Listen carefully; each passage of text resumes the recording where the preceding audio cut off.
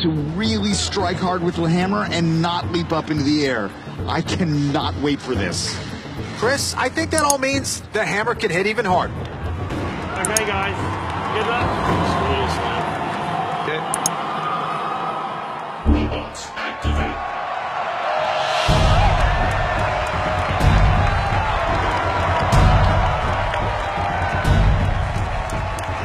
I'm being told that singular blade is up from 40 to 50 pounds. I mean, that sounds good and all, but what can it do against a bot like Beta, who's got so much armor, Kenny? Victor Soto really wants to climb up that wedge and disable Beta's hammer, just like Tombstone did back in 2016. It's a tough strategy, but we'll see if he can pull it off.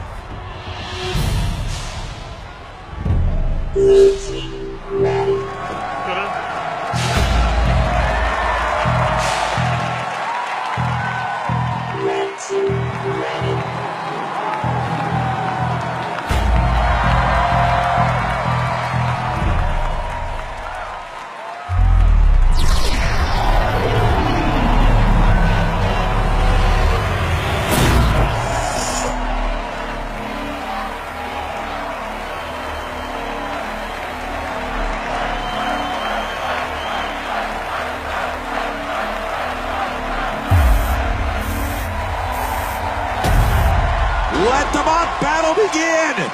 Rotator's weapon ramping up to speed. Beta tried a little box rush, wanting to dictate the pace early, trying to line up that hammer shot. Oh! And Beta rams Rotator with that giant front wedge. Now delivers him into the battle box. Sparks flying as Rotator's blade makes contact with the battle box floor. Oh! Rotator has to be careful to not let Beta rush them around too violently here, Chris. We've seen horizontal spinners catch a blade on the floor and blow themselves up before. 45 seconds into this fight.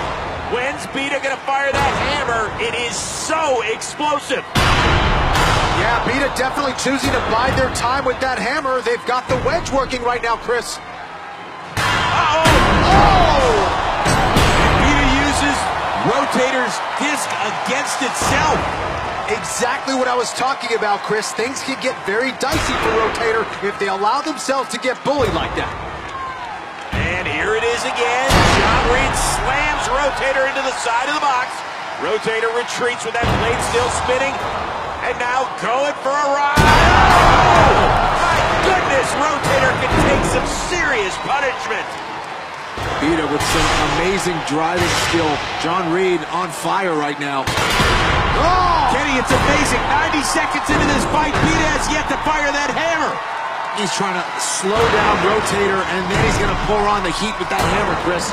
Yeah, but when? We are closing in on 1 minute to go. Whoa! He's waiting for that primary weapon of Rotator to slow down.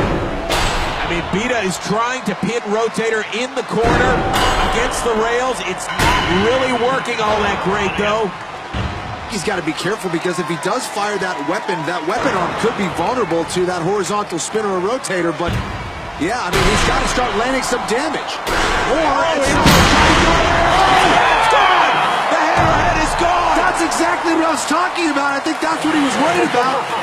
So without firing the hammerhead one time, John Reed's weapon is gone.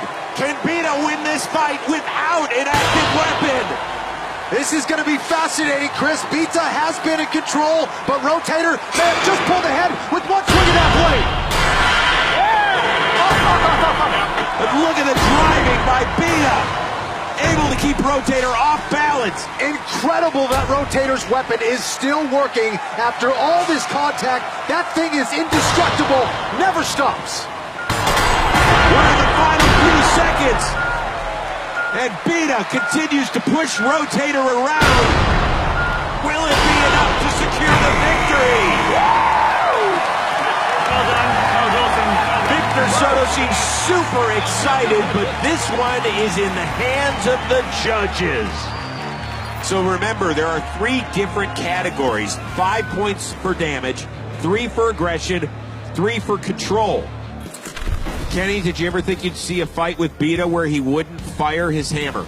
I mean, yeah, I was really confused by that at first, but then when you saw that horizontal blade spinning, I don't think he wanted to take that risk. And we saw as soon as it made contact with the weapon armor, with the tip of that hammer, we saw it just fly straight off. But I thought that by far Beta won the control aspect of that fight. I thought Rotator was going for a ride repeatedly throughout that fight. I thought the wedge of Beta was doing a great job. So as far as control, aggression, I kind of give that aspect to Beta, but certainly losing your primary weapon did not look good. That's a lot of damage, and it was done by the primary weapon of Rotator. This is a really close fight. So let's go to Farouk to announce the winner. The results from the judges are in.